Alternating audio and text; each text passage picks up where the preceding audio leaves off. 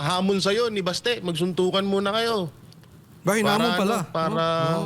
Para tawag dito, para malaman natin kung hanggang saan yung tikas mo. Jay.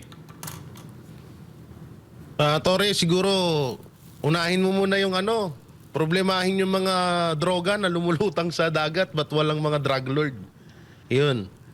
Tapos yung mga kapwa mo rin mga pulis na involved sa droga at sa lalong-lalo na sa mga kidnap for ransom kasi bumalik na naman yung mga ganyang estilo ng ibang mga kapulisan.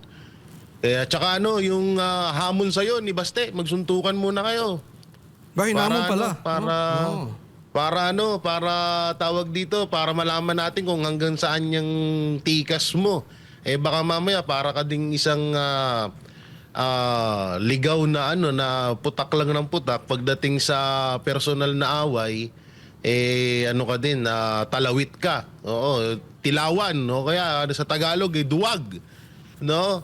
At alam mo, Tore, siguro mas maganda kung, yun nga, sabi nga ni Coach Oli, mag-focus ka sa droga, hindi yung sa mga ganyan. Tsaka hindi lang naman DDS.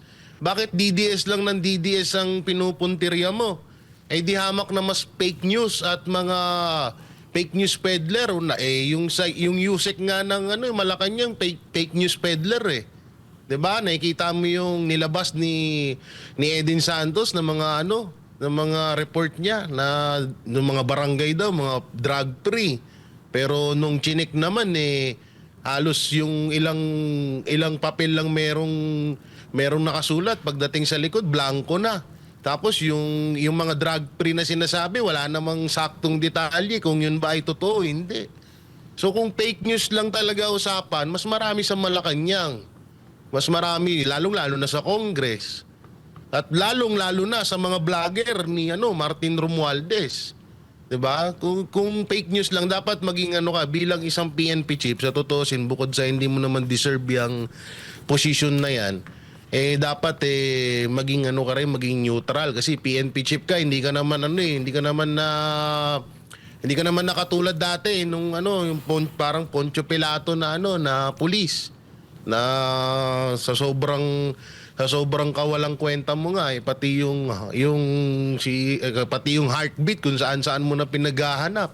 Wag ganon, puro ka na lang DDS Dapat pansinin mo rin yung kabilang side ng mga vlogger kung sino ba talaga yung mga fake news. At hindi lang din mga vlogger nagpapakalat ng fake news, kadalasan may mga ibang rin mainstream media. Tsaka at yung doon sa flood control, yun nga. Hanggang ngayon hinahanap pa rin yung sa totoo lang may hindi ko nga alam bakit naging 300 billion na lang ito. Samantalang pagkakaalam ko dito 500 billion ang budget dyan sa flood control na yan. Pero ang nire-report ng ibang mainstream media is 300 billion. Kahit 300 billion na lang ito, asan na? Hindi na pwedeng tawagin to ni Marcos Jr. na overwhelm lang grabe naman na tong baha na to.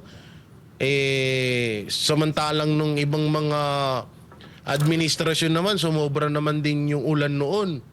At grabe din yung bagyo na nangyari sa bansang Pilipinas, pero hindi naman ganito. Kasi nga, ang nangyayari ngayon halos dito mo talaga mapapatunayan na yung sinabi ni Marcos Jr. sa sona niya, isang kasinungalingan lang.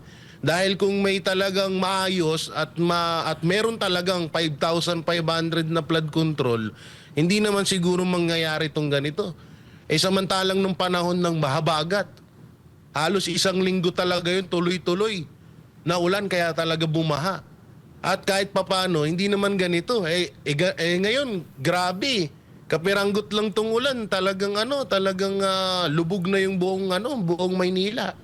Alam Sige, mo, partner. tama yung sinabi ni Coach Ol. Ikaw ba nagsabi noon na hindi, ang dapat pagtuunan ng pansin ni Torre, hindi itong mga DDS. Dapat talagang pagtuunan ng pansin ni Torre.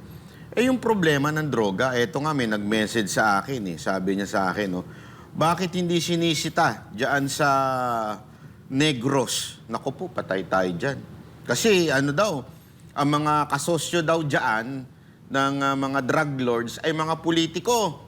Di ba? Akala ko ba, sinasabi nila, pag mawala na dyan si Tebes, wala na yung mga ganyan. Hindi, lalo daw na mayagpag.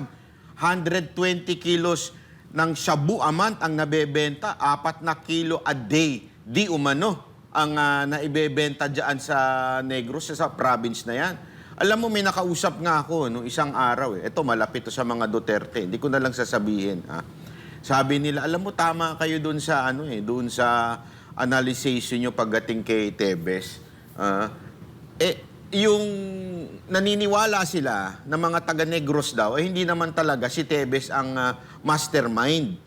Talagang negosyo lang kung bakit pinatumba daw si Tebes doon.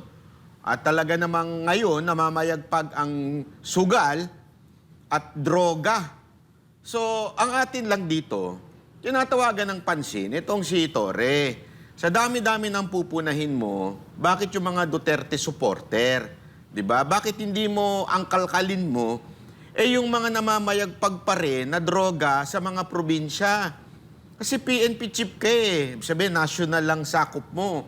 Hindi ka na ngayon NCRPO o sa isang, sa isang region lang. Hindi Ikaw ay national na. Pambihira, sir. PNP chief, honorable. Diba? Baka naman pwedeng tignan mo yung matinding droga na naandyan pa rin sa Negros. Isipin mo to simpleng-simple lang Sabi nyo noon, mawawala na mga lahat ng problema dyan sa Negros pag naikulong na ito si Tebes. Don't tell me siya pa rin na nagpapatakbo dyan. Nakakulong na yung tao. Lahat na ng pagmamay-ari niya na natignan ninyo, na bulabog na ninyo, lahat wala na sa kanya. Pero bakit hanggang ngayon, namamayagpag ang sugal, namamayagpag ang shabu dyan? Hindi, eto wag nyo akong tanungin nyo. Ito report lang sa akin ito ng mga taga-Negros. As in, ni-report lang nila sa akin ngayon na ngayon. Kasi naiinis sila, ang dami daw inaatupag nito ni Torre at isa sa mga inaatupag niya ay ang mga Duterte. Ngayon naman, mga Duterte supporter. Tapos, hindi naman niya sinusolusyonan yung supposedly totoo niyang trabaho. 'Di ba? Yung peace and order. Kayo mga taga-Negros, kung kayo nakikinig, kamusta naman ang kalakaran ng droga dyan? Kamusta naman ang crime rate nyo dyan? Kamusta ang mga sugalan dyan? Balita ko, lumala pa daw. Akala ko ba si Tebes ang may pinaka-problema dyan? Ibig sabihin, isa lang ang masasabi natin. Lahat po kasi ngayon ng mga supporter o supposedly maaaring sumuporta financially and sa mga province, sa mga Duterte, ay talagang chinugi. Di ba? Kasama na nga dyan si Pastor Kibuloy. Di ba? Ngayon nga, pinag-iinitan na itong si Atong Ang. Again, wala po tayong issue kay Atong Ang kung mabuti o masama. Hindi yan ang issue. Kaya lang, makikita nyo naman sa angulo ngayon, kinokonek na naman sa mga Duterte. At alam natin na medyo nung panahon ni Pangulong Duterte, nakikita yan si Atong Ang. So sinasabi nila, sabi ho nila yan na supporter daw financially. Hindi kaya baka kaya ginigipit siya ngayon para yung kung anumang pananaw nila na tutulong kay BP Sara Duterte sa 2028, kailangan ng katayin ngayon pa lang. Yun ang nangyayari ata sa ngayon. Hindi ko alam pero parang ganun ang datingan